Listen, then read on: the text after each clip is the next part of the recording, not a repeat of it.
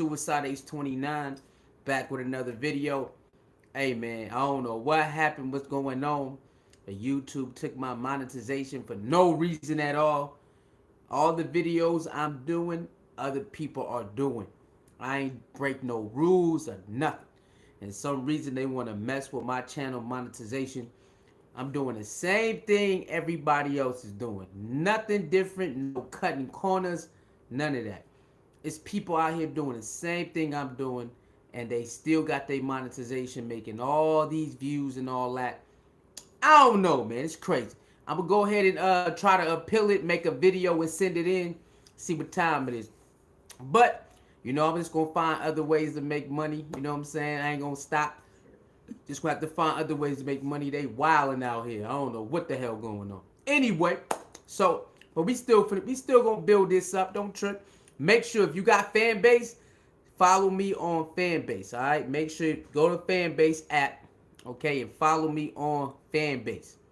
All right, because that's I'm gonna be over there building that up, and that right there is something like this where you can have paid subscriptions. All right, so it's $4.90. Is what is it? I think it's $3.99 a month over there. So make sure you download Fanbase and follow me on Fanbase and subscribe for $3.99 a month.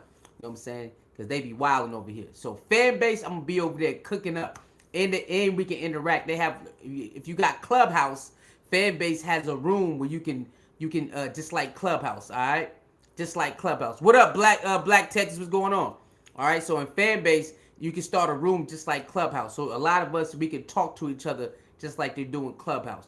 All right. So with that being said, man, Cash App Soul Mirror 29, PayPal Suicide Ace 29, and yeah, hope everybody doing good. Let's go ahead and check this. Let's get to it. Let's get to it. We got DJ Akademiks and we got Hassan Campbell. People wilding, huh? Who would have thought Hassan Campbell and DJ Akademiks would have linked up like this?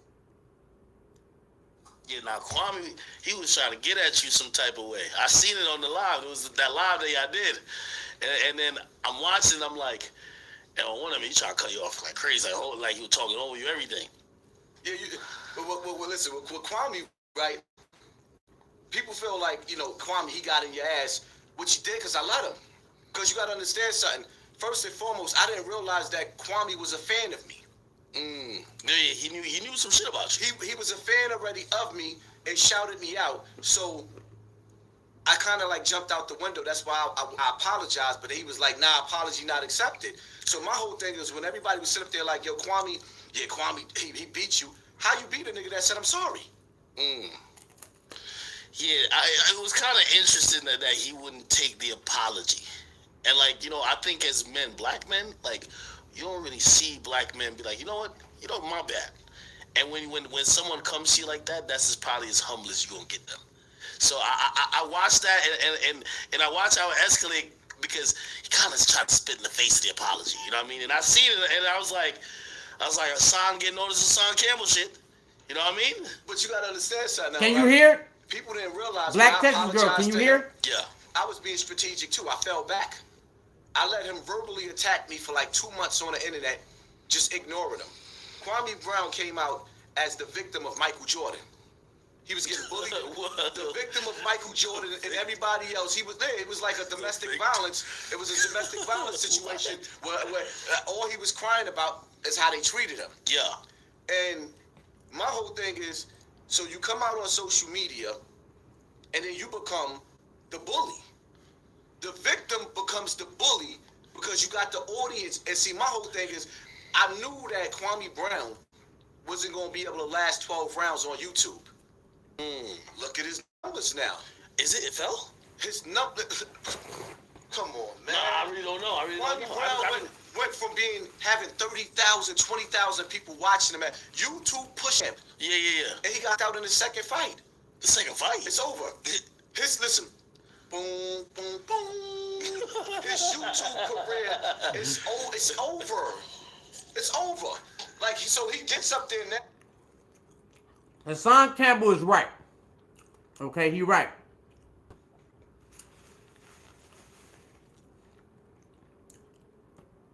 Kwame Brown was doing good when he was just going to ESPN.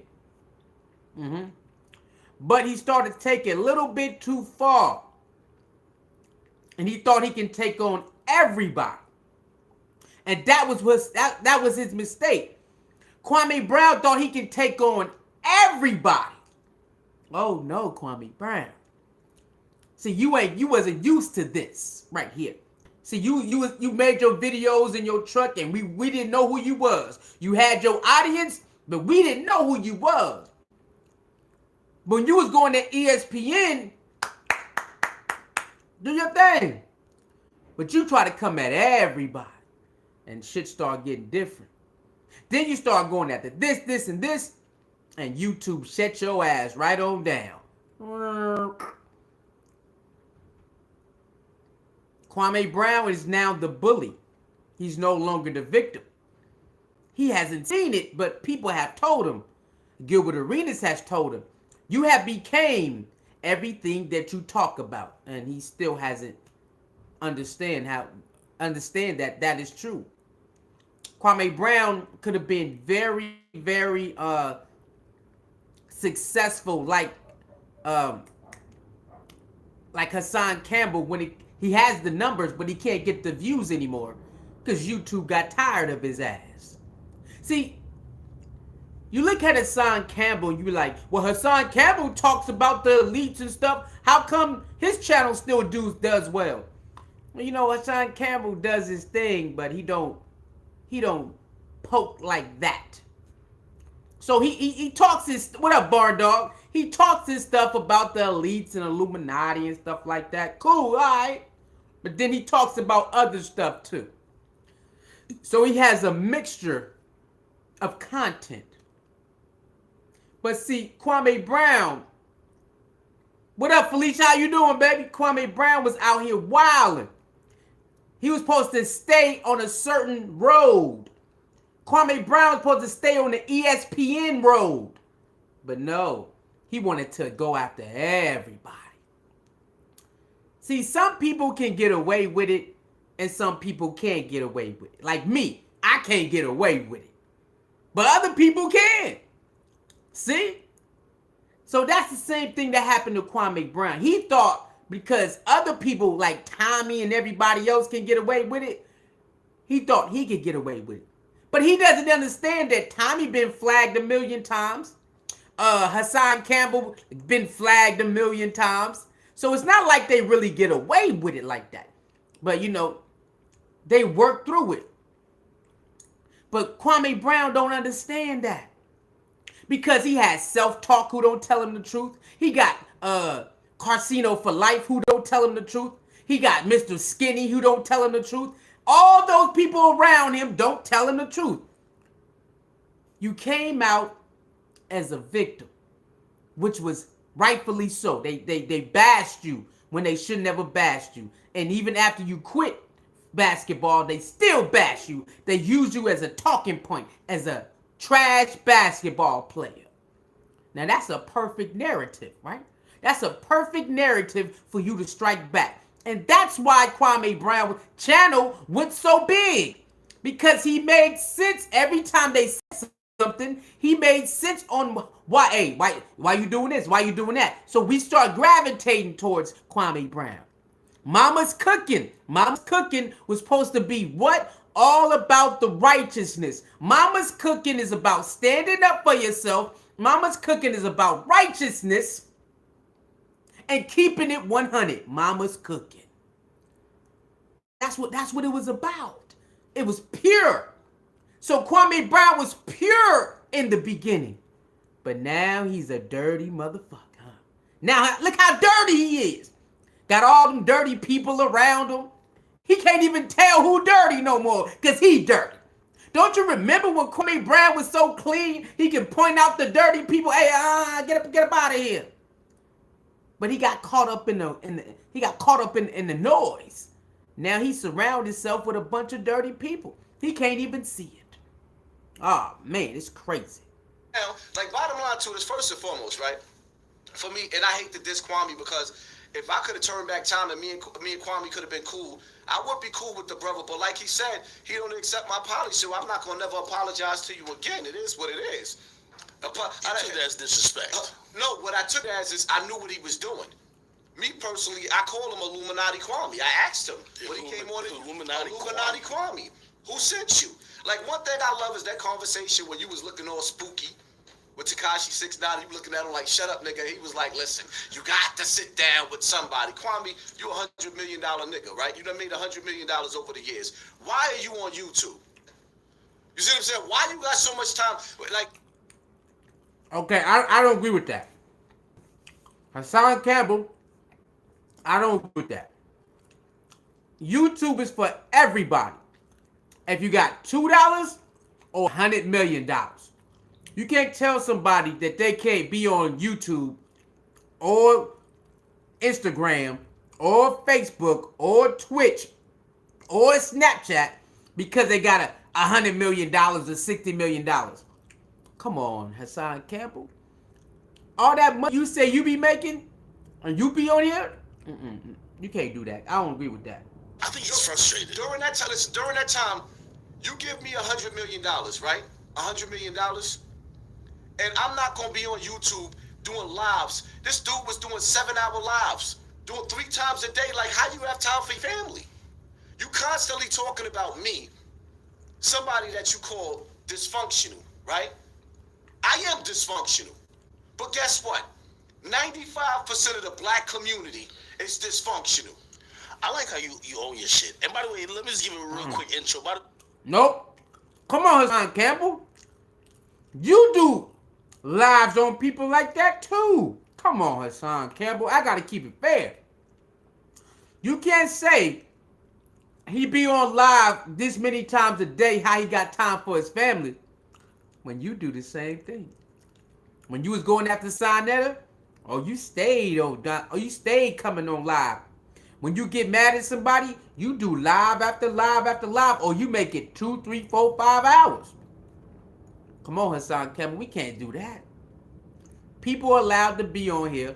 I know when we bagging or when we dragging people, we say, man, why you must ain't got time. I know we say that because we taking shots, but come on, man. You know damn well your ass be up here like that. Everybody gonna come up here. Don't mean they ain't taking care of their family. That's just something we like to shoot at people with. Come on, player, you be doing it. Wait, welcome to Off the Record Podcast, ladies and gentlemen. I had to go. I searched high and low. I went over mountains. I went in the depths of valleys, okay? I went to the ends of the goddamn sphere that we call the earth because I had to find somebody who was more hated and more controversial than me. I felt like I found the guy, and I'm glad that we got him here in one piece. I be your Huckleberry, baby. The person who I'm talking about, y'all might know him on YouTube. I call him right now. I'm gonna give it to you, and you gotta talk in the mic. I know you don't really just record off your phone. You gotta talk in the mic. You are, to me, you kind of like.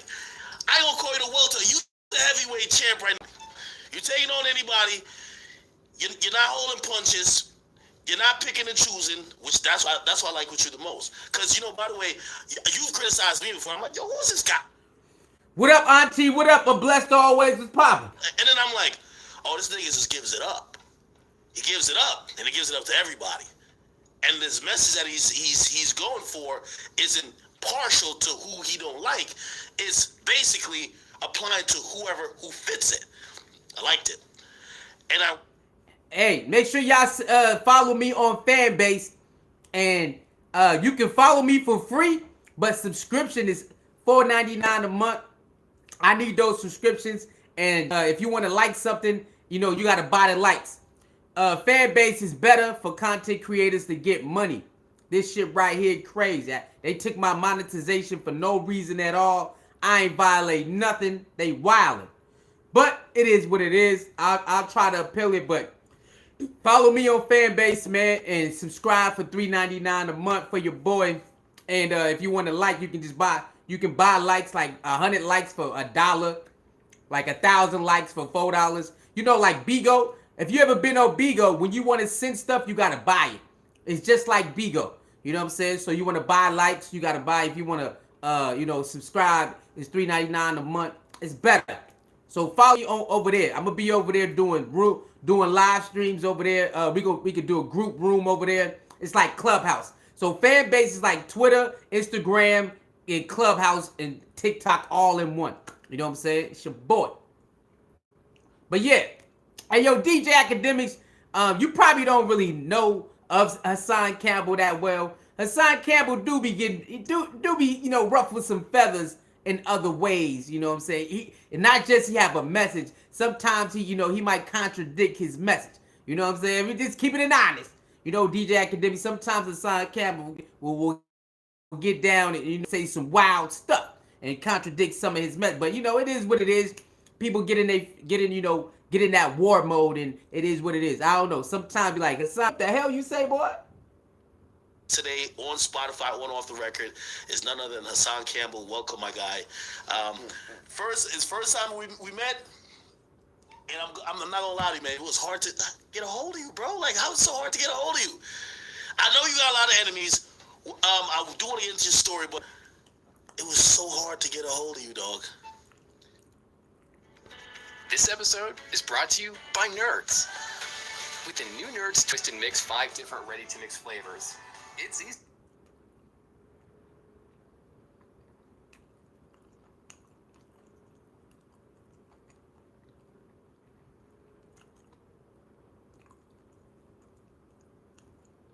What the hell just happened?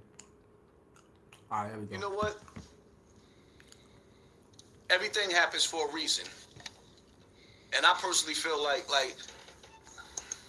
I'm blackballed, and I'm good with it. You're blackballed? Why do you think so? Why I think so? Who haven't I said something about in this music industry? Like a lot of people, I had a conversation earlier today, right, about Jay Prince. And the brother was checking me like, you was never supposed to say what I said about Jay Prince. What'd you say about Jay Prince? I said I would, and I apologize to Jay Prince at this point in time, because I feel like it was unnecessary, but at the same time, at that moment of me being enraged, when Jay Prince he put the roll call out for dudes in New York City to get that chain back of that young boy that got cut. Why be Almighty J? My whole thing is like, yo, New York rap was drowning. And this is how you get our response? You see what I'm saying? And even still, with all due respect to Jay Prince, me and Hocus 4/5 had our little quarrel, but Hocus 4/5 is my dude right now. He's a good dude. And for him to put a roll call out to get a Jay Prince chain back, where's the Drake feature? Hocus don't have to say that. I say that for my brother. Hocus don't talk about that, man. We never discussed Jay Prince. But my whole thing is like I said, you put a roll call out and told New York rappers, or basically or else. Yeah. And my whole thing was like, no, I'm sorry. I come from an era where you just don't talk to and address brothers like that. And then even still, Hocus did what he did. Got that chain back, flew out there. Where's the reward at? I want to see Hocus 4/5 on stages performing with some of the best because he earned that. All right, Hassan Campbell, I hear what you're saying, bro. I hear what you're saying. Another man from a different area in New York got different politics and stuff like that. But that's how it goes when it's street business. If I am a gang member and something happened to me in New York and I'm from the West Coast, somebody from the West Coast gonna say, hey, yo, somebody get my boy chain back, you heard, and bring that back. And it's gonna be somebody from New York to say, you know what? I bet I'm gonna put my ear to the streets and I'm gonna see what time it is, and we're gonna try to get that back for you. That's regular street business. Come on, Hassan Campbell, that's regular street business. That's regular. That's regular right there. Now, as far as the Drake feature, I mean, that's cool. That's personal if you think he deserves a Drake feature. But maybe they worked out something else. We don't know. We wasn't on the phone with them. We wasn't in no meeting when they brought the chain back. We don't know the stipulations of him getting that chain, what he actually got. We don't know what Hocus 4/5 got from Jay Prince from getting the chain back. He could have got a free pass to come down there. Who knows? You know what I'm saying? So, come on, Hassan Campbell. That's regular street business, man. You didn't like how Jay Prince kind of mobilized New York City with pretty much no reward, given the fact that New York City at that moment needed, like, they could have needed some extra energy in the music side, but it was only to use him for whatever they could do in the street for him. Use them for whatever they could do in the street. New York, the Bronx. The Bronx is the home of hip hop. Hocus 4/5 at the time is a dude that did something. What he did for Jay Prince was legendary. Oh, he got this shit. Got that chain back. People don't know, like, so I've been Almighty J goes to. Why is the legendaries regular? To a little TJ, they go to some hotel. Some dudes run up at the hotel lobby. He's the only one left. They beat him. They cut him with like a Hennessy bottle. They take his chain, and Jay Prince said that chain has to be returned. And he called upon people from New York to facilitate that chain being returned. And Hocus 4/5, right, is one of the people who stepped up. Right. And my whole thing is just from an outsider. Because like I said, Hocus don't talk about that, man. We don't talk about this. But what I'm saying from the outside, I'm saying what everybody else thinks that's afraid to say. I don't bite my tongue. Sometimes somebody has to say it. Hocus 4/5 dream at one point in time, I don't know if it's still the same thing, was to rock the mic. He's an MC. Help him rock the mic on those stages. Drake is doing concerts. Let him perform after whatever. Jay Prince is a legend. I was him. He's a powerful legend. Well, you know that's not how the game goes. And see, right. another thing that I feel too, right? That a lot of people ain't saying, that I'm gonna say. Nas came out with a song that I heard years ago. He said, all I need is one mic. All I need is one mic. So many black men have that one mic and that one opportunity to say so many things for black people and drop the ball. Jay Prince is one of the most powerful black men ever. Where's the money at? If you could do a roll call to get the chains back, where's the roll call to get our 40 acres and a mule back? We are stolen people on stolen land. When do we use that kind of muscle to get back what's deserved to us? We did not come from Africa. We was already here. When they came to this country, they brought blankets. Oh, let me keep you warm in this cold America. Uh-oh. And we got snuggled up in those blankets, and the next thing you know, we had smallpox. Uh-oh. It ain't never been the same. Uh-oh. Okay. You know, the way you look at things, you see, people that come from the hood, they usually don't look bigger than their situation. And even how you're talking about, like, Jay Prince being so powerful, I think people look at Jay Prince being powerful, but within the confines and context of the hood, right? Like, we think he's so powerful, but, like, say there was something that happened, maybe that was on some police brutality shit in Houston, do we think that he could enforce and make sure change happened? Nah. Like, we think that's beyond him, because we look at a lot of things that... All right. Hassan Campbell, let's really talk. Jay Prince is very powerful in his own right. But when it comes to that, he ain't got no power in that. Who this?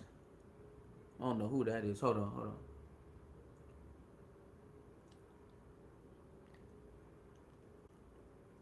Oh, okay. My niece. Thank you, Lisa Johnson. All right, bet. I needed that too. Good looking. I needed that. All right, good looking. Jay Prince is not that powerful as you. I mean, he powerful. Don't get it twisted. Like, he can make things happen. Like in the street wise and maybe in the music industry wise a little bit, maybe depending on. In Houston, he's a big name, but when it comes to politics, nah, he ain't it. They ain't listening to him in no politics, bruh. They not listening to Jay Prince in no politics, man. Are you serious, man? She said, I don't like Hassan. He's have said some foul stuff. Girl, everybody says some foul stuff, girl. Everybody. She said, I like his dogs, though. You funny. When it comes to culture, like, oh, that's the streets, that's whatever the case is. So you got power within those facilities. But when it comes to shit that's like government-based or livelihood-based, those people we kind of look at like they're powerless. All right, so my whole thing is like this, because I'm not gonna just focus on Jay Prince neither. And shout out to Jay Prince or whatever the case may be. Like I said, at that point in time, Share this I video. came off with my anger. Like this video. I don't bite my tongue. Subscribe to me Jay on Prince is a Fanbase. man that deserves And subscribe respect, to the channel. and I gave him It's disrespect. on. And it was accordingly to the way that he delivered himself in that message. So at that time, in that moment, like, nah, we from New York. $10 challenge. Yeah, let's do the $10 challenge. I will be live twice every day. We ain't playing. Okay, they done pissed me off, so it's grind mode. All right, so $10 challenge. Make sure you sign up to Fanbase, follow me over there, and subscribe over there. It's only $3.99 a month to be a subscriber, but you can follow for free. You heard? Let's go, man. I'm gonna be knocking this content out crazy. We don't bow down to no other state. Anybody? What do you say? I got 100 guns, 100 clips, nigga. I'm from New York. We don't bow down to everybody. Like, no. So that's going. But my whole thing is, we not gonna sit up there and act like right now. Girl, that's still stuck in your head? Ain't nobody worry about that. Anybody worry about that? A lot of people on here say crazy stuff, man. We got hip hop done created some of the most powerful black men. Oh, you did? Thank you very much. We not gonna act like that. We just can't go out and buy back the land and the houses. Right now, you got corporations that's buying up land, farmland, and buying up houses so that you could be stuck staying renting instead of owning. Right now, America is for sale. So where is the black landlords? Don't come to me. I'm getting sick of... Okay. Hassan, you're right about that. America for sale. They buying up a lot of stuff. They playing games. It's called Monopoly, man. It's Monopoly, right? I believe Monopoly was the best board game that mimicked real life. So when Hassan Campbell is saying that, they just playing Monopoly, man. See, when you play Monopoly, when you start to think about it as you get older, and when you think about how Monopoly is set up, the board game Monopoly, okay? You got to get your money up. That's one thing, right? Then you get to go around and buy properties. That's two. Then anybody who land on your property or shop at your property got to pay you money. Pay attention to the game. But then, you know, you can swap it out or somebody can come and buy you out. But then you got jail. Get out of jail free cards. Do they got get out of jail free cards in real life? Oh, yes, they do. Yes, they do. So when you think about Monopoly and how he's saying, oh, man, everything's for sale and they buying up everything so you can't. Yeah, it's Monopoly, baby. That's where it's at. When they complain about in the hood where the Chinese, they sit they stuff there. That's Monopoly, baby. You if you own it, you control the area, right? You learn that. What up, Jado? What's up, baby? Brother Bernex is teaching people how to buy property, if anyone knows that. That's what I'm saying. Hassan Campbell, we have a thing that says, man, where's that? Where's that? Man, it's a lot of black what's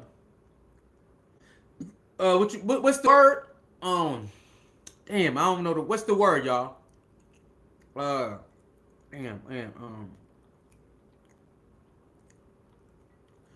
Something agent. What's that stuff called? What is it called, y'all? It's something agent. Real estate. There you go. Real estate agent. It's a lot of those out there, bro. It's a lot of black real estate agents out there who definitely own homes and teaching people how to buy property and do mortgaging. You got quite a few people out there, man. We gotta stop saying, where's this at? Where's this at? Nigga, go look. Nigga, go look. Go look. You know what I'm saying? Hassan Campbell, go look. It's a lot of them.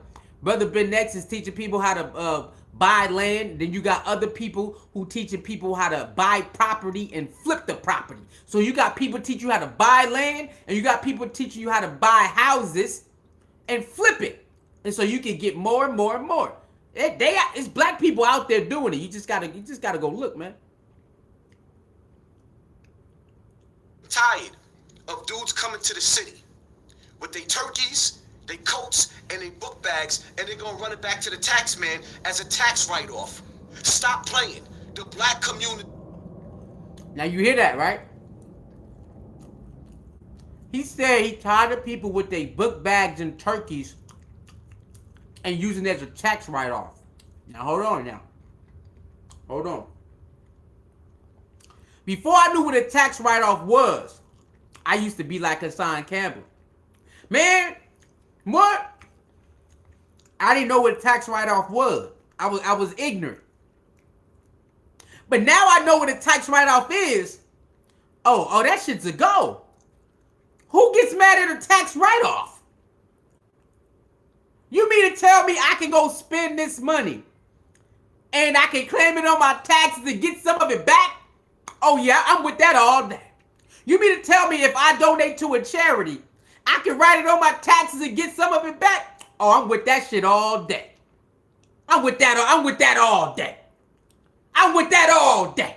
You mean to tell me I can go and help out the kids, put it on my taxes and get some of it back? I'm with that shit all day. See, I didn't know what that was growing up. I didn't understand it. I'm like, why are these celebrities just giving money away like that? They don't even know what the fucking charity is about. You ever see some of this shit? Celebrities just sitting there smiling like this, giving away $25,000. You can tell they really don't know what the fuck. They just there. Yeah, something good. You ever seen that? You can tell they don't know what the fuck going on. They just there to give away some money and smile for the picture. And then they get the fuck. I never understood why they would just give money away. I'm like, but they you don't even fuck. Some of this you don't even fuck with this. It don't matter, nigga. Tax write-off. I didn't know that. Now I understand why they would say, shit, here go $25,000 for your charity. I'm gonna get some of that back at the end of the year. Here go $1 million for this project. I'm gonna get some of that back at the end of the year. I had no idea. Hassan Campbell out here tripping. Tax write-off is one of the best things out there. Do you know if you got a job, right? If you got a job and you have to gas money, okay? Gas money, clothing, all of that. Come on, man. Come on, man. Come on, man. Come on, man. Come on. Gas money, clothing, travel expenses. You write all that down. You can use that on your taxes for a tax write-off. I don't know what this nigga talking about. Blessed always, if you don't stop, you gonna get a whooping. You gonna get a whooping if you don't stop, Blessed always. Your ass playing. You better stop playing, girl. Sit down somewhere. What's wrong with you? Huh? You better stop, girl, before I come out there and whoop you. Need way more than your book bag and turkeys. Welfare's been doing us great in Section 8. We don't need that. We need y'all to come in and build Black Wall Street. We need black doctors. We need black lawyers. When did you come to like these type of realizations? Because, I'm trying to kind of figure out your story and your come up. It feels like, as a young kid, you were probably exposed to some of the same environment that a lot of people would use as an excuse to say, well, man, yeah, the reason I'm out here, selling drugs or robbing or, being a street dude is because this is what I grew up in. And it felt like that might have been part of your story as well at a certain point. But it then felt like you pivoted where you started to gain a better understanding of the cause and effect of everything on the community, whether it's rap music, whether it's as we're talking about, you just said Americans for Sale, keeping people of color or keeping people who are poor constantly as renters rather than the homeowners. It felt like you started looking at things differently. I'm wondering, when did that happen and why? Wow. You know what? It's like when you take it back. I remember there was a time where I was a kid, and I used to watch America's Most Wanted and FBI files. They'd be like, damn, he killed somebody. Then the next thing you know, I'm in jail. Damn, I killed somebody. My mother didn't raise me to be a quote unquote street nigga. Wait, you got arrested Yeah, for? murder. Yeah, more than once. Hold up. Because again, this is new to me in terms of like this story. I'm pretty sure like the people who watch it have heard. Y'all believe Hassan got arrested? Injury. People say hell no. Because He also, said $10 challenge. Let's go. And I've seen at times like the passion you talk about stuff. I see tears in your eyes. I see somebody who's very willing to wear their emotions on their sleeves, despite where they're from and what they're willing to do and what they're about, because you're sincere. And what I see is like some of it's trauma, some of it's hurt, but it's all genuine. So when I'm asking you, like, Trinity! Man, what's up, Trinity? What's up, man? How you doing with your ass? Huh? Trinity out here still wilding, huh, girl? Trinity, let me find... You still wilding over there, Trinity? Damn, girls. Yeah. Trinity, when you doing another video, man? Fuck all that. When are you doing another music video, nigga? Yeah, I don't know why you playing with these niggas. You just need to be doing music videos, my nigga. When are you doing another music video? Okay? I don't know why you playing. You know you good at that stuff, man. Where your music videos at, man? Trinity, come on. Why Trinity, why you out here arguing with them niggas? Do the video, man. Shit.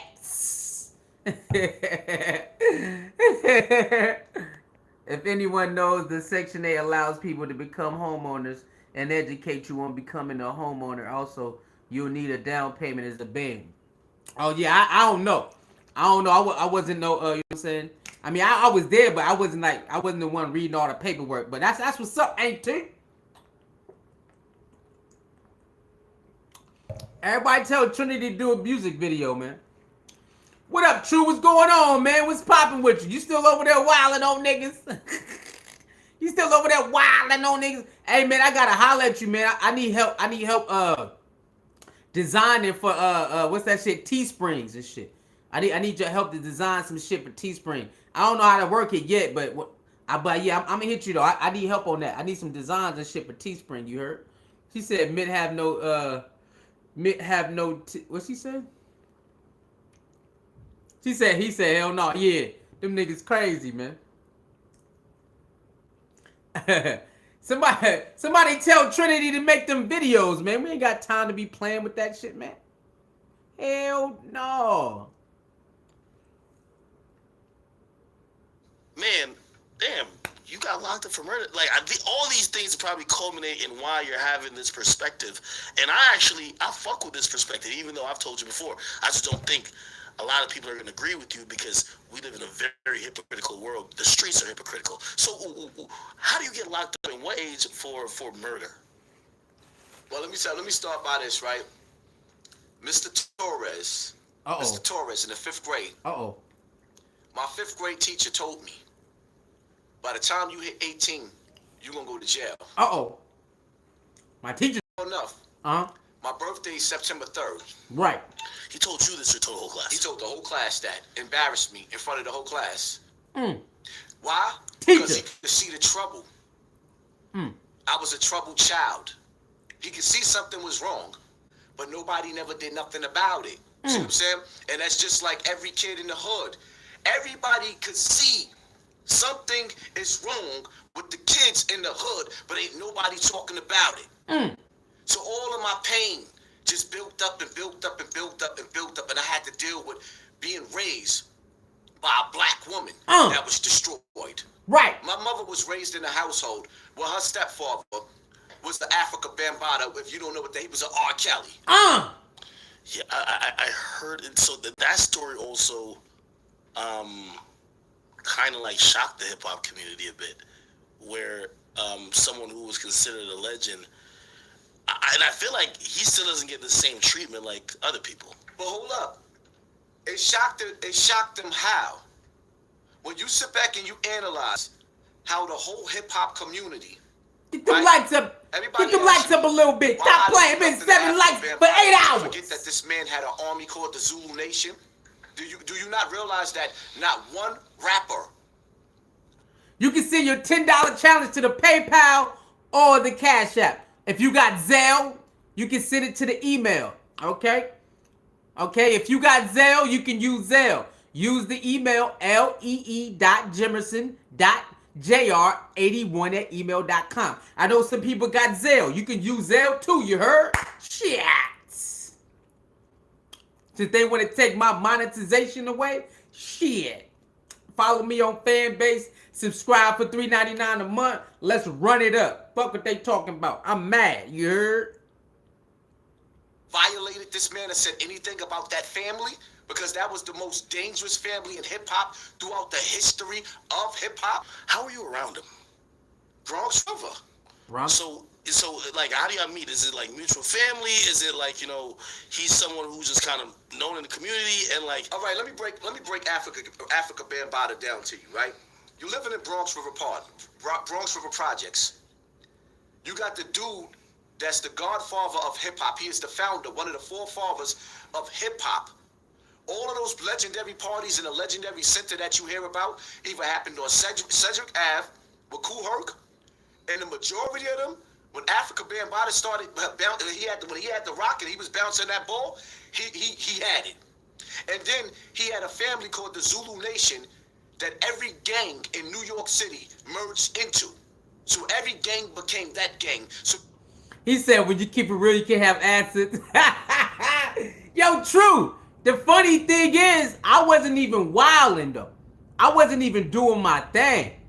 I wasn't even getting busy. They talking about videos I upload. You know how you take a Umar video, upload it, or I take a certain video. They got mad. They talking about that. I read the email. I'm like, what are you talking about? You know how many people who do this, who do Umar videos and Tasha K video? Like, everybody do that shit. What the fuck is you talking about? I don't know, nigga. That shit crazy, bro. Thank you, Jacqueline. You know what I'm saying? It don't make no sense, bro. That shit crazy. I'm gonna go ahead and try to appeal it, but fuck all that. I'm finna get busy though. You know what I'm saying? Fuck all that. They done pissed me off. I'm about to go crazy. My stimulus check got stolen. Had to call IRS. Hey, hold on. Did we get a stimulus check last year? Because I got a note talking about we got a stimulus check last year, and I don't remember that shit. Hey, did we get a stimulus check last year? Because I don't remember. I got a letter though. A letter say, yeah, you got the third stimulus. I mean, I don't know. Maybe I did. I don't remember though. Did we? It said 2021, $1,400, but I don't remember it. But I think I did. I think I did. I think I remember now. I think I remember now. now you got the number one, the most powerful family in hip hop, right in the Zulu Nation. So now then you take the elements, right? Now you got a dude that's legendary, that he doesn't move out of the projects. Instead, he filters children in from the community center. All right, thank you, Auntie. Yeah. Then you dealing with kids. You're dealing with a mastermind here. You're dealing with a man that has a machine, a family of killers. Some of the illest killers came from the Zulu Nation. Did people know about this? The whole world knew about it. And nobody said shit. Everybody knew. It was like, listen, if you listen to Peter Guns, he put something up on the internet, I forgot where it's at, where he actually broke down, like, everybody knew what Bam was doing. But who was going to be bold enough to go against that army of killers that he had? Right now, you got shout out to Uncle Murder, but every year Uncle Murder does the yearly wrap-up and never mentions Africa Bambaataa. Some of the toughest dudes in the music industry will not mention his name. Then you got to look at the history. Okay, hold on. That is true. Why some of the hardest people in New York don't mention Africa Bambaataa? Now, I'm with him on that. How come they don't mention Africa Bambaataa and the Zulu Nation doing harm to kids? I'm with him on that. I'm with him. How come some of the hardest rappers don't mention Africa Bambaataa and Zulu Nation harming children? I'm with him on that. Something's up with that. Africa Bambaataa, his teacher, his master teacher, Dr. York, is in jail for 200 years and change for touching over 200 children. They had so many children that he touched. Exactly. So it happened to him. Coke leader passed down the coke leader. Wait, Dr. York? Yo! Dr. York is African Bambaataa spiritual teacher? Oh, hell no. Polite? Dr. York? African Bambaataa Dr. York? Oh, nah. Nah, man. Nah, Uh-oh. And then he affected other people. Right. You know, so now you living in Bronx River. Let's get back to Bronx River because I don't even want to get too much into that creep, but I want to get into the environment that bred us to be this way. Me coming outside in Bronx River, right? I'm dealing in an abusive house. My mother was beating like Thundercats out of my ass. Trinity only typed once. Thundercats. A stepfather that at one point he was there, next point he wasn't there. But now you go outside in the elements of Bronx River, where this is the crack era. I was scared to death to go outside. My sister got moved away because she went through the same thing I went through, but somebody snatched her off the street. I'll let her tell her story. I'm not, you know what I mean? I'll let my sister tell her. So now I'm left to defend really for myself. My mother got 6 kids. When I go outside, I'm going outside to the wolves. Who am I running to? I'm running away from an abusive mother. I love you, Ma. May you rest in peace. But my mother was like, yo, whipping my ass till the cows come home. Then you running to the rescue of a pedophile. Okay. You damned if you do, you damned if you don't. You go outside. My mother's. Okay, I got that. So now he's saying his big sister was outside. Trinity's not here no more, but I don't know. I don't know if she blocked you or not. I don't know. She only typed one time. So his big sister, whatever, got picked up out of the street. So she left. He's left to defend for himself. But he said his mom was very abusive.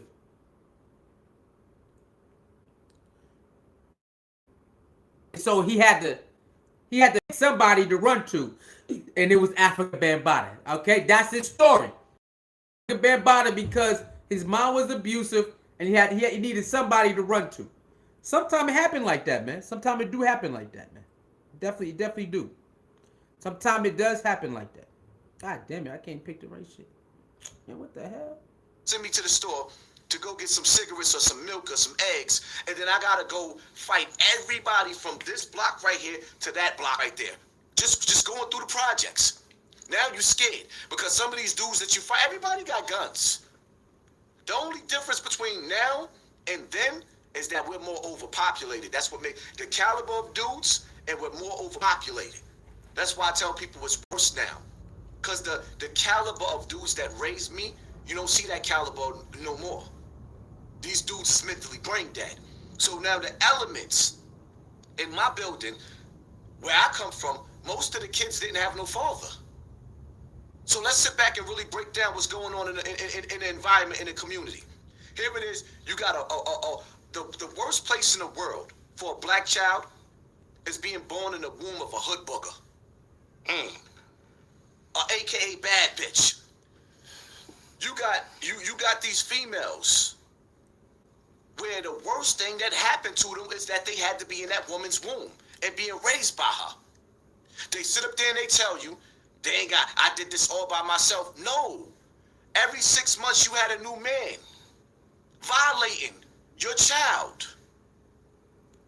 I seen a situation just recently, right? Girl that I know. She been in a relationship with mad different dudes that was whooping her ass. Her son finally got of age where he got with some friends that had a gun. And you know what he did? He pushed that nigga shit back. And now she's sitting up there crying. He said, Mom, I'm not letting you go through this no more. She had the opportunity to leave that man. She didn't leave that man. Her son took it in his hands. Now the courts is taking it in their hands. The worst thing that ever happened to a black woman, in some cases, is the black man. She get dogged out. by every man that comes across her. All her pain is taken out on her children, and you wonder why these babies out in the street drilling and killing? You gotta ask yourself a question. What would make a 14-year-old kid just go outside and want to kill? I seen you talk about even that kid C Blue recently, and it you know, I was gonna cover that story, and I happened to come across a video, and I didn't, because the perspective you had was very enlightening, and it was enlightening because you treated him like a kid. Me, I was looking at him like, well, if you're taking a gun onto the street in New York City where you know it's illegal, and you're getting into it with a police officer, this is all your fault. But hearing how you kind of describe the trauma that kid probably went through to even end up in that circumstance, it's clear to me that you empathize with the trauma and struggle that black kids have to grow up in, especially in the hood when they come from broken families.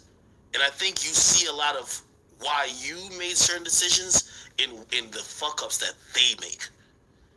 And it's very different because I that's not a perspective that I have. So that's why I value your perspective in all these things. But, you know, I hear you mention your mom. Do you blame your mom? I know, you know, God rest her soul, but do you blame her for, like, some of the situations? I blame this satanic system that raised us through trials and tribulations of slavery. Because that was passed down. So like, some of the things that happened to me was passed down through slavery. Like, you had to live with the predator in the same home. My mother had to live through that. She was broken. So in turn, she broke me. And then the community broke me as a child and as an adult. But when you really sit back and you analyze it, let's really sit back. You look at, speaking of the young rapper C Blue, right? Society created an environment where his killer be killed. That kid might have a good family. He just got bailed out. So somebody loves him. Now this young boy is home. Or rather, before he went home. I don't know who his enemies was, but I do know that babies are killing babies, and everybody is saying they baby's a good boy. True. So when do we come to the table and not pull off this bullshit that I seen my son doing when he went to Dr. J's with a bullhorn in a cardboard box? No justice, no peace. Hold up. You in Dr. J's, homeboy. And see, people be like, you hating him. Why are you in Dr. J's with a bullhorn with Trife Gangster? Trife Gangster, listen to the name. Trife Gangster, a blood. You're a gangbanger. Pillow. When something happens to a black child, and a black child get murdered, now all of a sudden, gangbangers have bullhorns instead of pulling their pistols? No. That's when you know the 501c3 is kicking in and niggas is on a budget. Because gangbangers is gonna gang bang. Red light, green light, bang, bang, bang. Peace almighty, peace, blood. What? So we get to the streets now, and our babies is dying, and you got gangbangers with bullhorns in Dr. J's? Instead of sitting up there saying, hey, you know where we hanging out today? We gonna hang out in the lobby of the project building with these young boys without the camera. Nobody wants to be on camera living that life. Everybody asks, what are you doing, Hassan Campbell? I've done things and be doing things that you can't put on camera. Right now, black people's pain. Black Pearl, what up, man? Dudes are literally getting rich off of our pain. Our pain is a hustle. Not on my watch. I'm going to call dudes out. Right now, it's like the video I made to the mayor. New mayor of New York, right? And I said to him clearly, right now, black men that did 20 years, 10 years in jail are afraid to go to the corner store. They still get busy dudes, but they don't want to go to jail. They want to do the right thing. But the conditions of New York, the environment, is kill or be killed now. So you either A, gonna get judged by 12 or carried by 6.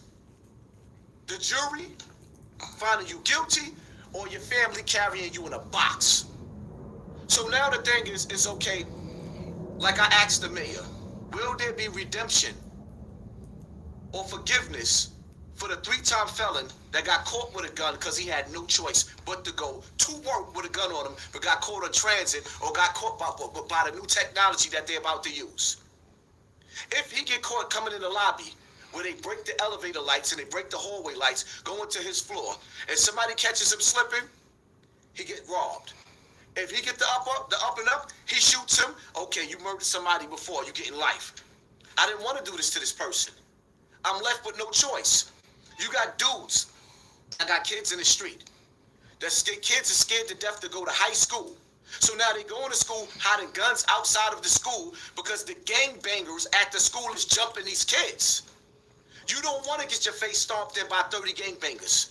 So now this kid got a gun. He gets caught with the gun. Is there mercy for our children for the conditions that was created through this goddamn pandemic? I told people before the pandemic that this is going to be Gotham City. That's why everybody like you. I see it. I seen the conditions. You let dudes get R&R for guns. I know dudes. All right. Now, I rock with Hassan with that. New York City need to change that, bro. There's no reason that people can't protect themselves. Now, that don't make no sense, New York City. New York City, you know what the crime rate is in New York City. Why are you not letting people protect themselves, New York? Huh? New York City. Why y'all doing this? Why are you not allowing people to protect themselves? Black Texas, I wouldn't live there for nothing. Yeah, I'm not living there, bro. I ain't living there, bro. I can't do that. I can't do that. You mean to tell me I'm not allowed to protect myself here? Oh, no, I can't live there. That don't make sense. Why is New York complaining about the violence, but not letting people protect themselves as well? That doesn't make any sense. These individuals are getting guns anyway. They're going to get them anyway. Some people are. But why are you not letting honest citizens protect themselves? That doesn't make no damn sense, man. I don't know. It's kind of crazy, though. But, you know, everybody looking at Texas, they say Texas, you know, they started in certain places, they like, oh, you can carry without a permit. You can carry without a permit. So, you know, some people don't even agree with that. So, you know, I guess it's a give and take thing. But I believe everybody should be able to protect themselves with a firearm if they want to. They got 7 gun charges. Now imagine when the courts open back up, how much time they gonna give them.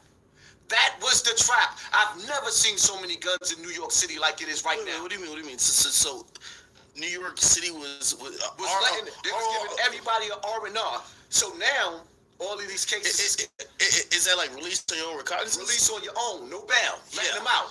So the trap was set. New York City. The trap was set in New York City. Now they're not playing. Now this new mayor is coming with the same tactics that Giuliani came with, but better. So now you got a community where we don't even have guns being sold out of the store, where every kid got at least about 5 of them in his house. Mm-hmm. So now the government waged war on crime. But the crime is being committed by our babies, and our babies have been seduced by the music industry, right? Because now, it's like I was watching Method Man on Math Hoffa, shout out to Math Hoffa, right? On his platform, where he said, nigga, Method Man was like, yo, I ain't never seen so many of these young boys having so much money. They're independent, they're getting money off of these streaming platforms, money off of YouTube, and they getting their bag up, and the reward is coming from the drill music. So they make a song, dissing the dead, they get a budget. Now every kid is saying, yo, if I diss somebody, I might get $20,000, $50,000. I'm gonna start doing shows. There's a reward for evil. So now our kids, they not selling, the crack era is over right now. What you got? 5 crackheads on the block? Now it's the new drill ever. So incorporated, you got drill mixed with gang. And then when you turn on the internet, all you see is these rusty, dusty ass, old ass, decrepit ass, and I'm shout out to the young bloods, but all of you old ass, rusty ass, dusty ass, first generation bloods, you niggas is an embarrassment. This episode is brought to you by Fat. Let's be real. I Weight think it's loss crazy. isn't just diet and exercise. This episode is brought to you by. What I also hear in your message is like really the need for role models. You know, like, and this, but this is what I'm gonna bring it back to. Even that question I asked you before. Well, I could say, well, so why the fuck we gonna listen to you? You say you got locked up for murder 3 times. You're probably the person who, when you was doing that, you wasn't listening to nobody. Why the fuck you want us to listen to that? I'm talking as if like, you know, I'm one of these young cats, right? Why the fuck we gonna listen to you? Well, you gotta understand something. What led me on that path, not only was the environment that I was living in Bronx River, but then you gotta understand the older dudes. I always hung out with dudes that was 10 years older than me. See, I'm not like these dudes that's running around, that's hanging out with the younger boys. If you look at the pictures, even still, most of the pictures I'm in, the dudes is like 10 years, everybody's 10 years older than me. So when I was that age, I had grown men putting guns in my hand. Putting guns in my hand. Like, you gotta understand something. Everybody know about Hassan Campbell. This is Poppy we talking about. What's the difference? This is the same. The difference is, anybody that knows Poppy, I was the one that was raised by B.O. You see what I'm saying? I was the one that was running with Xavier Williams. Like, some of the names that I actually was raised with is legendary names in the game. I came up with some of the most elite, dangerous niggas in New York City. And there wasn't a beef that I wasn't involved with, even with the Sex Money Murder beef with B.O. When B.O. was murdered, that was before Sex Money Murder was blood. I was in jail when B.O. got murdered. When Pistol Pete came to jail, this is what like certain things happen. I don't really want to get into that story. Shout out to Pete. You know, I pray to God that one day he make it home. But me and Pete ended up coming from enemies to being cool with each other, actually getting it on in the yard with other ops. Really? Because it got to the point that that's all we had was us. At one point in time on Rikers Island, it was me, Pete, Xavier Williams, Eric Bennett, Uptown. You send what up? It was elite niggas with each other. You see what I'm saying? I come from an era that's totally different, where dudes was really, really getting money. These young boys is dropping bodies just to get on camera to say, I'm smoking Tuka. May that young boy rest in peace. One of the worst feelings in the world is to actually bury your child, and then you hear a car pull up next to you, and they bumping a song, talking about they rocked your child's snot box. A lot of people get mad because I started using that slang. That's another thing too. So, like, you know, I've gotten criticism in the way I cover Chicago. Now, let me give some context. I was disgusted by Chicago. I think people don't realize that. I was hearing about a place that sounded like this is not America. Like, there's no way, like, people are like killing, like, people were dropping like flies. Like, you know somebody that would die tomorrow, and then you hear about another guy die the next day, and it just didn't seem real. Now, of course, I wanted to just be like, I wanted to make videos and say this is whack, but at that time, it was, yo, everybody's listening to Chief Keef, like, yo, what you mean? We smoking on whatever. You're lame if you say it's whack. So this is how, like, you're right with the music. Popular culture becomes, no, we're all smoking on that nigga. So you're lame if you say it's whack. So I said, how could I fucking get my point across? I chose to use satire. And in satire, I started giving niggas nicknames and shit like that, hoping to get across the point, like, yo, this isn't some normal shit. But I was vilified for it. I think in some of the what they're angry at you about too, it's like when you like, was it rock in the snot box or whatever? They don't like that you say that. It's disrespectful. No. That's bullshit. It's not that they don't like that I say it. What it is that they don't like the fact that I'm winning. Every time they count me out, you gotta understand something, right? You got dudes, rappers, all types of people that's failing at what they want to be at in life, their goal. This shit wasn't something that I wanted. Like when people talk about, oh, you used this story with Africa Bambaataa to make it. Now let me break something down. Anybody that really listens to my story, when Star put my video up, talking about Africa Bambaataa, after some of my Zulu brothers came to me, I begged Star to they begged them rather, to take that video down. I was humiliated and embarrassed and wanted this shit to go away. Why did you choose to tell your truth? Like, what did you think it was gonna help? Or were you having just turmoil inside, just not, did you feel like you weren't probably standing up if you didn't speak out? Well, you gotta understand something. First and foremost, people gotta understand when they say I was still around Africa Bambaataa, Africa Bambaataa raised me. He was like my father. You hear that? Like you hear my that? father. Like you gotta understand, when on some real shit, and I probably shouldn't be saying this, but I'm gonna say it anyway. I don't give a damn. You hear that? The murder case that happened in '94, that happened after, like I told you, September 4th, I got locked up. September 3rd was my birthday. September 5th, I was on a run for shooting Max from Trio. September 6th. Wait, hold on. You can say this, right? Yeah. Okay. I was on a run You for hear shooting that? Max. Okay. Right, that's the Africa first charge I got Bambaataa locked is up like for. his father. Max. That's why he Right, still right, came that's back. the first one, but that's on the first like that made me go on a run. The very next day, I was on the run for murder. Africa Bambaataa is the one that did the bid with me. So he was locked up for murder too? No, he wasn't locked up, but he should have been locked up. He was my getaway driver. Yeah, I'm telling. He's a pervert. It is what it is. Him and I met his manager, the dude that lived and slept in the room next door to him, was actually my getaway drivers. They never got picked up because I never told on them. So, wow. Right. So now you gotta understand. Did you beat that? You clearly beat the case. Yeah. No, actually, my co-defendant beat it. When I copped out, which I showed niggas the paperwork because they could be lying, he never was locked up. I copped out to assault in the first because when they separated my trial, my co-defendant beat trial. They had less evidence on me. So now all they wanted was a conviction. He beat the murder. He beat the murder. I copped out to 1.5, 4.5. I already had 3 years on Rikers Island. So I went up to Washington and came right back down and came home. And I came home into a war zone. So now I'm coming. And just for clarity, it's double jeopardy. So they can't we're bringing it back. I copped out already. So you can say whatever. Yeah, I can say whatever. I copped out already. Damn. I copped out already. So I did my time for that. And you know what I mean? He could be charged though. No, he beat the case. No, I'm talking about Africa Bambaataa. If you say Africa Bambaataa, he could be charged. If you say he was a getaway driver. Yeah, he was the getaway driver. Him and Ahmed. Yeah. Jesus Christ. Let me explain something to you, right?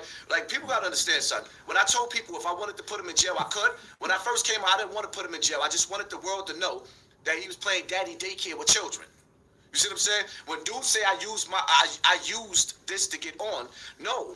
I begged people to take my video down because I didn't want this life. I didn't want to be on the internet no more. I was already famous on the internet for breeding my dogs.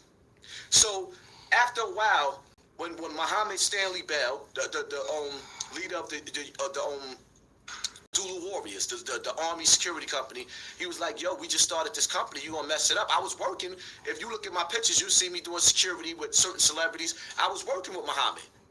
So more or less, make a long story short, 6 months later, after I took my stuff down, now mind you, I went to the Zulu anniversary after I exposed them.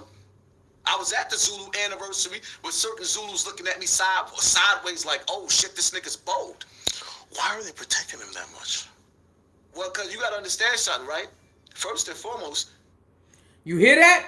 Blessed always, and everybody who's like, oh man, you was older when you was around. He just explained it. Now, you don't have to believe it. He said Africa Bambaataa raised him. It was like he was like his father.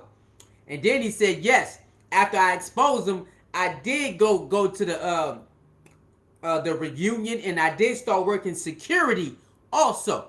Okay, so now y'all know why he was around. Africa Bambaataa was something like his father, and he was working security with one of those other dudes. Bah! Now you can take it or leave it. So you didn't snitch on Bambaataa for taping. Oh my God! But you snitch on him in regards to. Yo, you niggas crazy, dog. Hassan is more upset of being rejected than man. What's up with y'all? Y'all crazy. Y'all crazy. What the hell? Oh no. Some of your greatest, like, there's rumors of him. I have to say allegedly, with him playing house with Q-Tip, Most Def. Like, if you listen to I say allegedly. I'm saying allegedly because I cannot prove. But the reality of it is, some of the most legendary rappers then got topped off by Africa Bambaataa. You got to understand something, right? When you watch that, the door, when Nori talks about on his platform, there's 3 doors. In order to get to a certain level, you had to go through a certain door. When Nori kept saying that door is true. And the fact that he said some of the legendary rappers got topped off by Africa Bambaataa. Yo.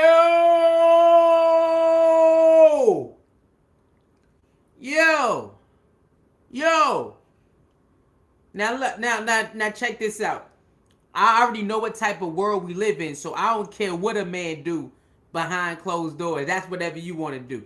You want to get top from Africa Bambaataa or whoever, do your thing. But yo,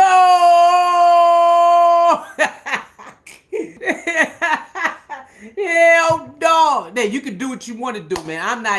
I'm not that type of person no more. I used to be that type of person, but I ain't that type of person no more. You do whatever you want to do. But yo, some of our favorites, legendary rappers got top from Africa Bambaataa. Yo, hell no. Hell no. Man, he better not start naming no names, nigga. Essential. Who sent you? Essential. Who sent you? Who sent Hassan Campbell? Who sent Hassan Campbell to tell us this secret, man? Huh? Who the hell getting top from Africa Bambaataa? Hell no! Look, man, I'm gonna tell y'all the truth right now. Look, if I ever was to go to that world, I am not.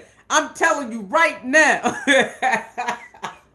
If I was ever to go to that world, okay, because it's just something with looks with me. I care about looks. Ain't no way. If I was in that world, I can't get top from no Africa Bambaataa. Hell no. I'm about looks, okay? So if I'm in that world, niggas gotta be tick-tock bomb. You heard what I'm saying? Shit is crazy. Yo, nah, man. Let me find out. Let me find out one of the. Hell no, I can't do this, man. This nigga crazy, man. I keep bringing Explain that. In order for you, they say you have to make a blood sacrifice, you have to perform homosexuality, all you have to do is 3 doors. But the bottom line to it is, you have to do some type of ritual going through those 3 doors where, like, for example, why is every rapper sitting up there saying, I didn't sell my soul? So the question is, if you didn't sell your soul, who did? Even more of a question is, if people are selling their soul, who are they selling their soul to in the music industry? Because everybody even said they sold their soul or I didn't sell my soul. So if you didn't sell your soul, you know somebody that did. Soulja Boy screaming, I ain't sell my soul. Okay, so who did?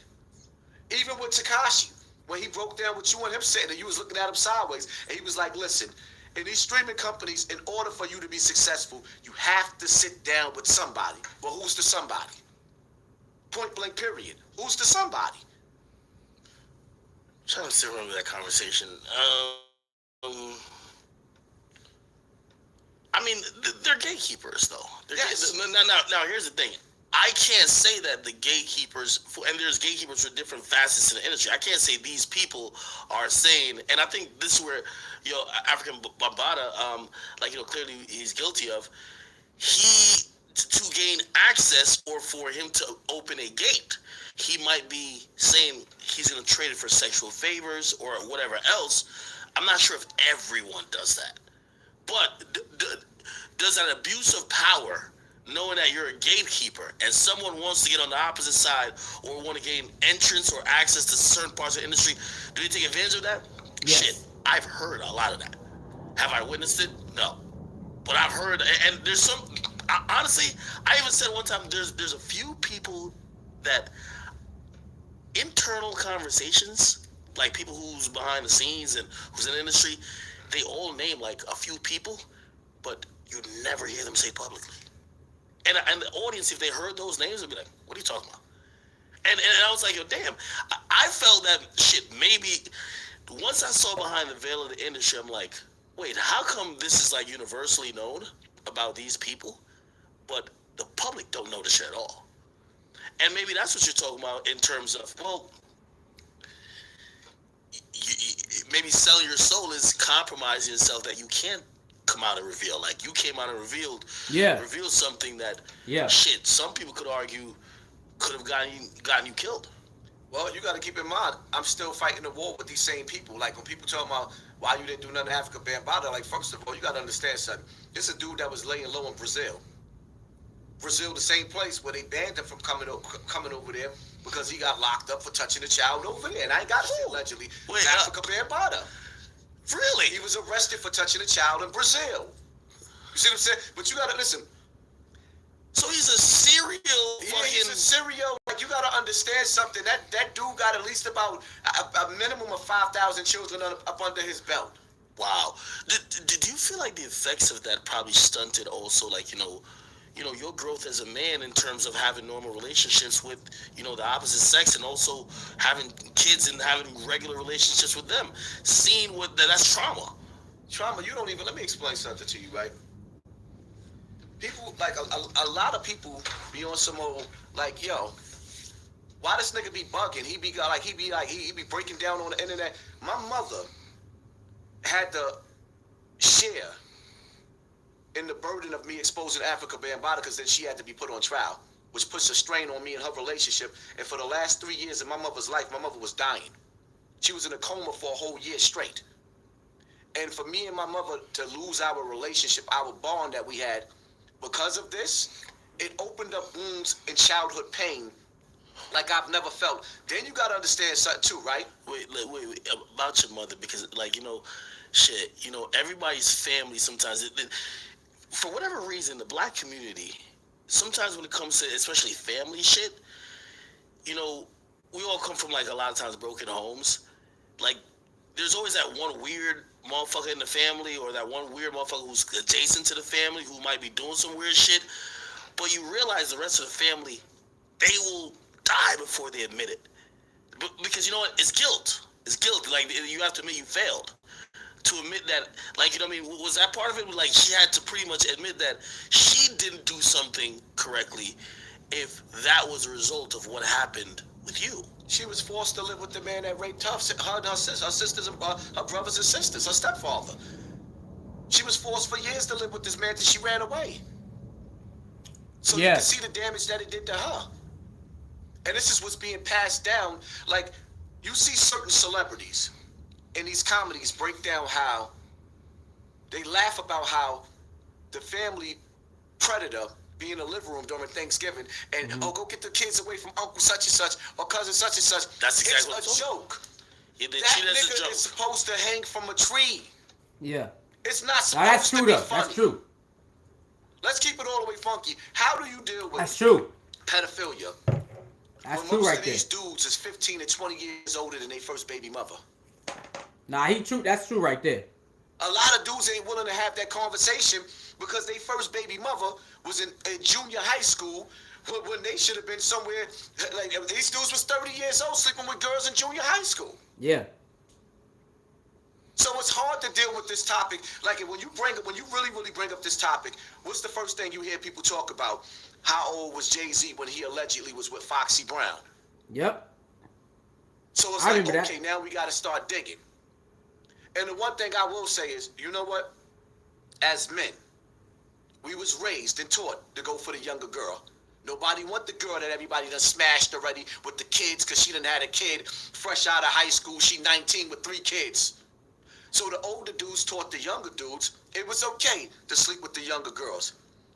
At some point in time or whatever the case may be, I can't really say what Jay-Z did, if he really did that or whatever. Those were the rumors. You see what I'm saying? But nobody want those kind of rumors. You might have been a dude that did that one time because you was raised to think that it was okay to be a few years older than a female and you slept with a younger female, but not doing that no more. You have a right to speak out against pedophilia. We all make mistakes. If you're not living that lifestyle, you should have a right to be able to sit up there and say, I could talk about drug selling because I don't live that way no more, and I realized that I was destroying my community. But the problem is that, okay, if you lived or you did anything wrong, you can't come back and get redemption. I personally feel like any man that went to jail and bragged about doing 20 years in jail, you owe the community. You don't get to body somebody from the community and don't get back for the pain that you caused the community. The problem is these niggas come home from jail and start bragging and what bragging rights. No, you owe. You are in debt.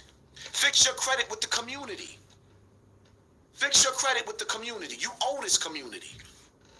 And that's where I'm at with it. We all owe the community. But what we have to stop doing is sitting up there pretending that a mayor or protesting is going to fix broken black homes. If you wake up every day and listen to music with another rapper talk about killing another black man every day, you're dysfunctional. If you wake up every single day, I get high, shout out to Styles P, you get high every day, you're dysfunctional. You're running from yourself. If you got to get high and drunk every day, there's something within you you're trying to escape. True. So when people be like, oh, he's dysfunctional, you're right, I'm what the hood made me.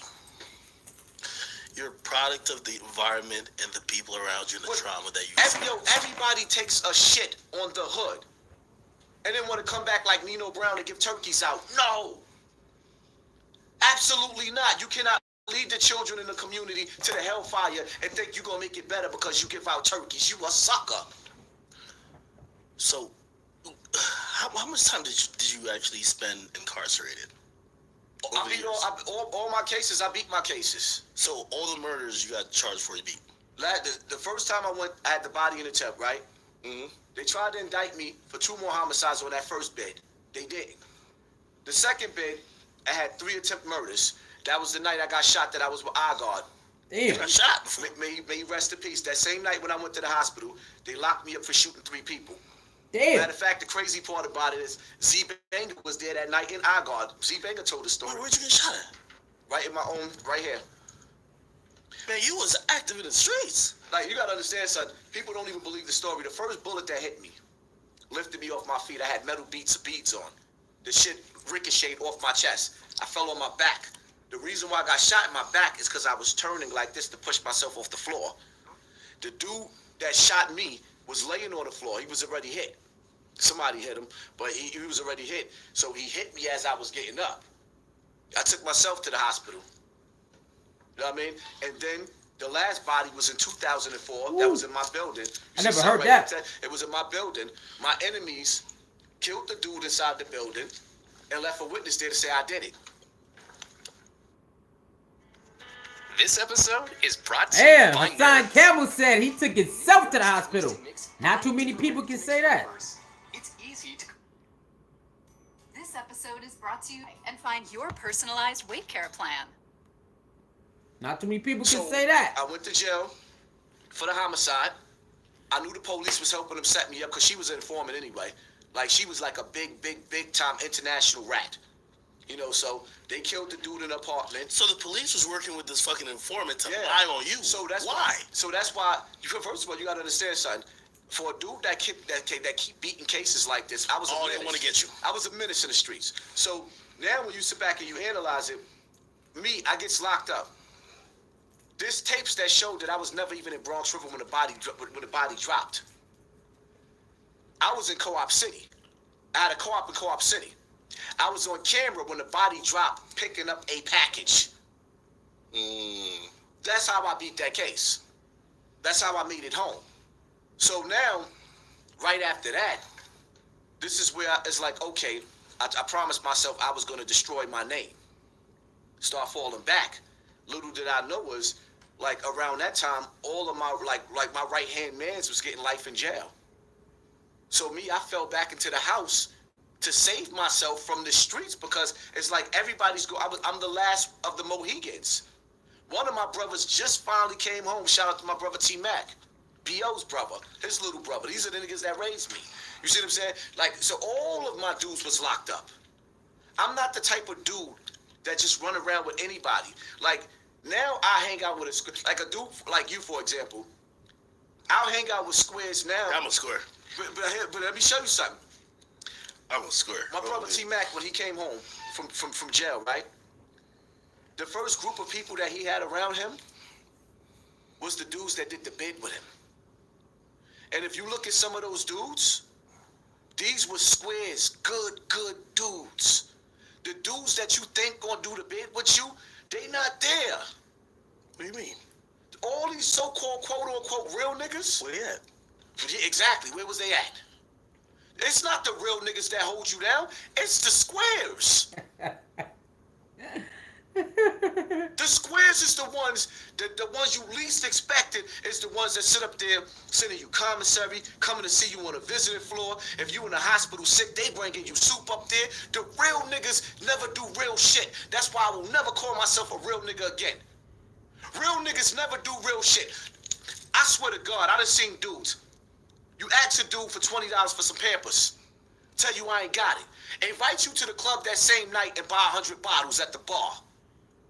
I needed money for my baby diapers.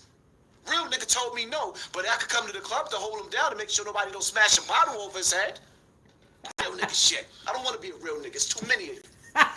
So, are you kind of like just anti and kind of protesting what the street life is about? Everything in the streets destroyed everybody that I love. Everything that I love, everybody. Rod Diggs, never met the brother. Rod Diggs is gone. Rod Diggs had the potential to be the next Malcolm X. Pistol Pete, I know Pete. Niggas can't erase my history with Pete. People gotta understand, Sex, Money, Murder, Pistol Pete right-hand mans. The twins, David Mullins. That's my baby mother's brother. David and Damon, when you look at the bid that got Pete life in jail, the Thanksgiving Day massacre where 5 people got shot, that's my baby mother's brothers. The streets, I came into, I was like, I inherited a beef that I didn't even understand how strong that beef was. I didn't know what I was dealing with beefing with Pete. I had to jump into the fire and find out the hard way. The good thing about it is I was shaped and molded by some strong dudes, and at the same time, I was corrupted. Every mother, or rather, there's good mothers in the community. My mother did not raise me. She hated what I became. But she had to understand the streets was raising me too. The streets was raising me too. And the reality of it is, at some point in time, a woman got to fall back and let a man do his job. And when a woman don't have a man in her son's life, there's going to be a real nigga in the hood waiting to embrace your son. To pass, I know dudes, I ain't gonna even say, one of the dudes that niggas is mad at, I said his name before. This dude was one of the most grimiest niggas on the earth. I ain't gonna say his name because he dead now. This nigga done had at least about 30 kids go to jail for gun charges for him. And take murder cases for him. You gonna cop out. Yes. But niggas be like, he's a real nigga. No, he messed up mad lives. And this is why I get beef, because I be saying names, but I said, he dead now. I'm not going to diss the dead. This is what these dudes do. Bronx River, I'm beefing with my own projects. You know why? Why? Because one of the young boys that got murdered on Morrison, Don, loved the young brother, but everybody knew that this dude got, first of all, he on paperwork with rape. So now he the new Bambaataa. And everybody acting like, yo, no, some people are actually happy that he's gone. I have so many different females in my inbox talking about he raped me and telling me the apartment. One of my friend's sons. And I took the video down because my friend was mad at me, like, yo, that's humiliating for my son. His son was raped by this little nigga. But they praising Dawn. This is why my projects hate me right now. And then the older niggas in the Bronx is scared of these young boys, so they going right along with him. Yeah, you know, he shouldn't have said that. Nah, fuck that, man. He was a creep. Nigga was a creep. I stand on that. So when niggas act like I don't have real, no, I got real beef. After you've seen how people ignored when you were being, you know, molested by somebody older and they just looked the other way and nobody said nothing, do you kind of feel like, man, you be just like them if you don't actually make a stance? Because again, you know, I keep bringing it up. I think you're kind of showing that people from a certain community, if you've made it out and you have the luxury of making it out, you got to be a role model, and then you got to show people the way how to go, and you got to show people what to do and what not to do. You got to stand for something. With me, is like I was raised even in the Zulu nation. One thing, let me tell you something about Africa. Well, everybody don't have to be a role model. People have to get that through their head. Everybody does not have to be a role model, and everybody does not want to be a role model. So you can't tell somebody because they came from a certain area like the hood that then they have to do something that appeases you. No, that's not how that go. That's not how that go. Okay? That person might want to just go about their life and never look back. Okay? They probably never want to look back. That probably was a terrible time in their life. Or maybe it wasn't. But you can't tell somebody that you're supposed to be a role model. No, you can't. A role model is something that you put on yourself. You do it yourself. We got to stop putting stuff on people if they didn't ask for it. Don't put it on them.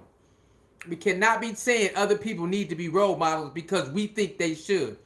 We can't be saying other people need to pay their money for this and build this school and build that school. Like, huh? Why you want somebody to do something that they don't want to do? So when they do it, it's not going to be genuine.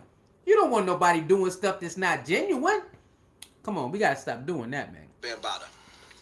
If Africa Bambaataa wasn't a pedophile, he'd be one of the greatest men that walked this earth.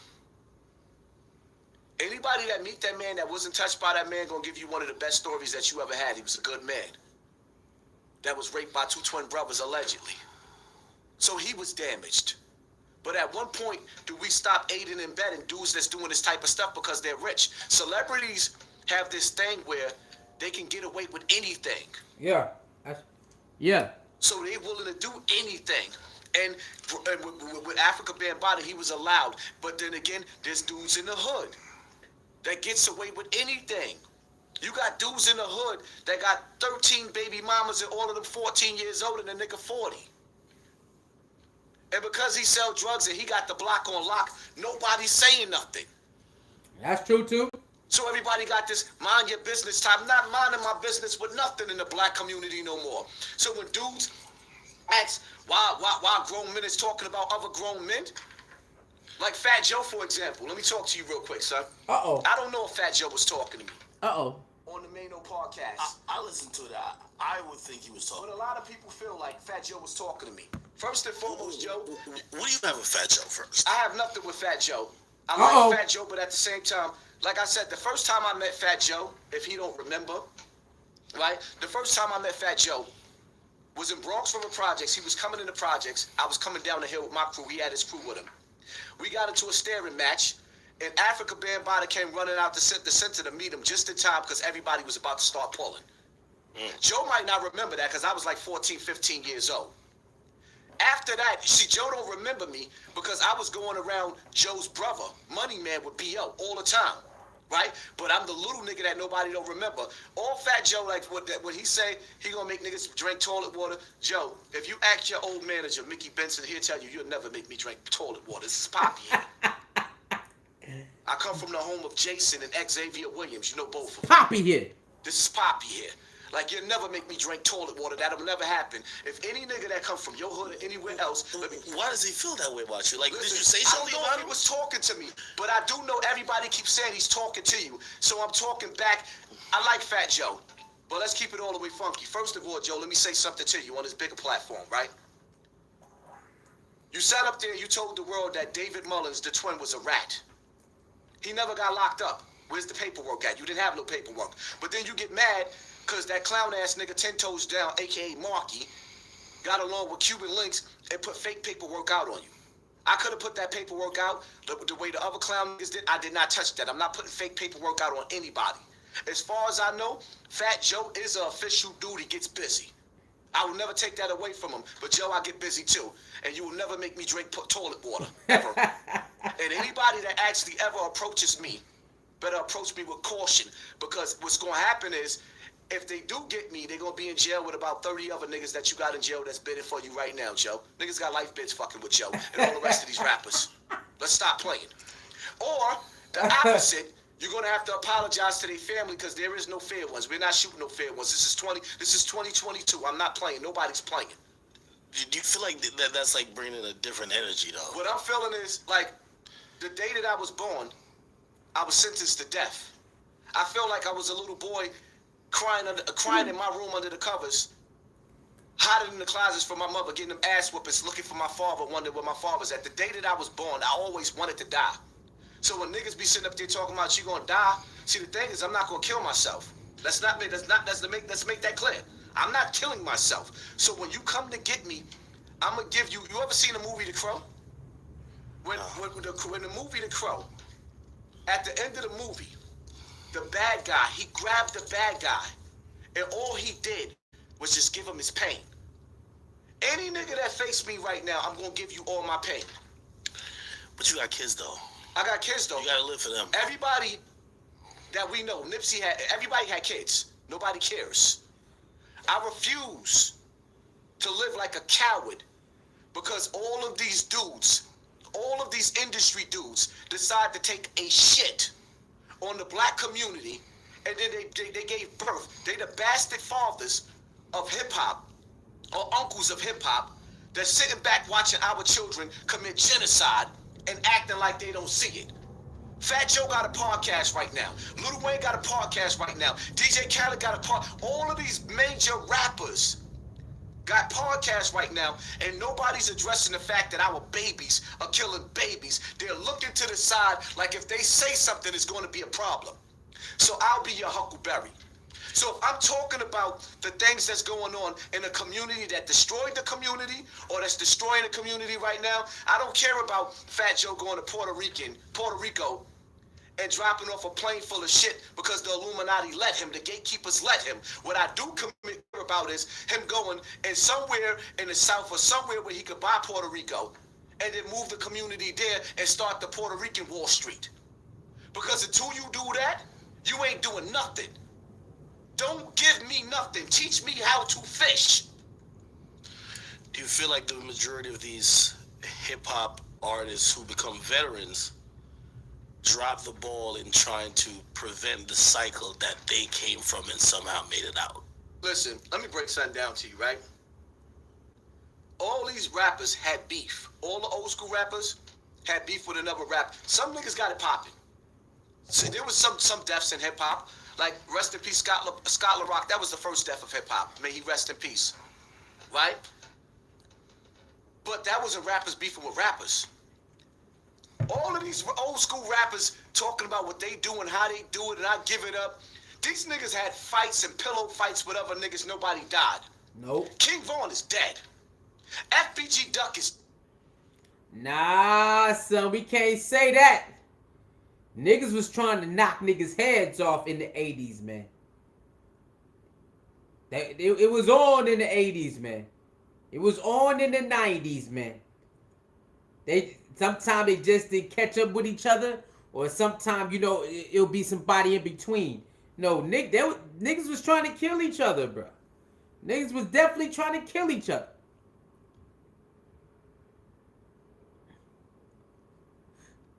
Dead. Like, we Pop Smoke, like, this new generation, these are rappers beefing, gangbangers beefing with each other with its bodies dropping. If you sit back and you look at K-Flock beefing with D-Thang in them, and you do, like how you started off with your documentaries, you got new dudes doing it now, following that blueprint. And when I tell you, They connecting the dots from body to body to body. Like, I could sit up there and show you where, like, for example, right? Certain rappers have beef in clubs with each other. Taxstone. Taxstone is in jail because Banger got murdered, right? Mano girl got shot in the club that night. Yeah. Mano didn't shoot nobody after that. My girl can shoot. If you shoot my girl in the club, by accident, allegedly. if you shoot my girl, By accident? if you shoot, no, there was no accident. Niggas was disrespectful. That's a working place. Y'all niggas is in a working place doing concerts together. Internet trolling turned into internet beef. And I don't say this to disrespect Mano. Man's mother, rest in peace. He's going through something right now. But I be pointing shit out, right? Another example, niggas pick and choose they battle. Mano brother got beat up by Rod Diggs in the bathroom, in the club. Mano was in that same club. Rod Diggs never got laid down. And I'm not saying Mano's a get busy dude, but niggas pick and choose they battles. Haas ain't the one. Poppy ain't the one. So my whole thing is, when you go through hip hop, right, with all these hip hop beefs, when Fat Joe said was safe, 50 Cent made it safe at the award ceremony. When they met outside, ain't nobody die. They met outside, ain't nobody drop. Did they? Yeah, I heard there was some things that happened outside. You know, I heard allegedly 50 confronted him outside or whatever behind that. Mad deep. But bottom line to it is, this new generation that took on this gangster persona, these niggas talk that shit on wax about what they do. These little niggas, K-Flock, aired a nigga out. Allegedly, I have to say allegedly, but at the same time, his prince is on a gun. He's in jail. The evidence is there. This nigga aired something out on camera. Is your point to say that the older generation of rappers were talking it, but these young dudes, they listened to it, and they were like, oh, okay, they're going to live it, and we're seeing what... All right, man, this shit long as hell. This is about 2 hours long. We're going to have to continue this tomorrow. All right, 6635. We're going to have to write that down. All right, 6635. We will continue this tomorrow. You heard? Because this thing long as hell. So we'll continue this long-ass thing tomorrow. All right? Thank everybody for tuning in, man. Shit. Hell dog. All right? Hell dog. I'm like, damn. I didn't even know. I'm looking like, god damn. All right? So this shit is like 2 hours long. The hour is almost up. It's a little bit over an hour. All right? So we'll continue this tomorrow, 6635. All right, mark that down, and yeah. All right, thank everybody for tuning in and also donating, man. Again, I'm gonna be over at Fanbase getting busy, so follow me on Fanbase. And Fanbase has a room just like Clubhouse. If you're familiar with Clubhouse, then or Bigo or whatever, any app that you can start a room and bring people up. So does Fanbase. So all right, so Fanbase is a new app that I'm gonna be on that they just starting out. They've been out for a while now, but it's still not super big yet. And it's a good chance for content creators, all right, to get money. Okay, so they got 3 tiers. Like a YouTube. YouTube got 3 tiers that you can subscribe to. So does Fanbase. So you can go to the smallest one, the medium one, or the large one. All right, and you purchase hearts. You know how you like on Instagram you got hearts. So on Fanbase you purchase hearts. If you ever been to Bigo you gotta purchase things to give people. On Instagram, when people are live, you purchase badges. Okay, so over there you purchase likes. I think you purchase likes, and yeah, I think hearts. You purchase hearts. I don't know if you purchase likes, but you purchase hearts. I have to check it out. And you subscribe for $3.99 a month, and then it goes up. All right, so holla at your boy over there, cause YouTube wildin'. I ain't do nothing wrong. I've been inside the guidelines, do the same videos other people do, and somehow YouTube want to mess with my money. So, holla at me over there. I'm going to still try to fix it over here, but holla at me on Fanbase. Let's build that up. Because that money is guaranteed. They not going to bother us over there. They going to let us get our money. They going to let us do our thing over there. All right, so download Fanbase. Subscribe for the lowest one. The lowest one is like $3.99, $4 a month. All right, let's run that up. And we're going to start doing rooms over there like Clubhouse. I'm going to start doing rooms so people can come up. We're going to talk about every damn thing. Over here, you're censored.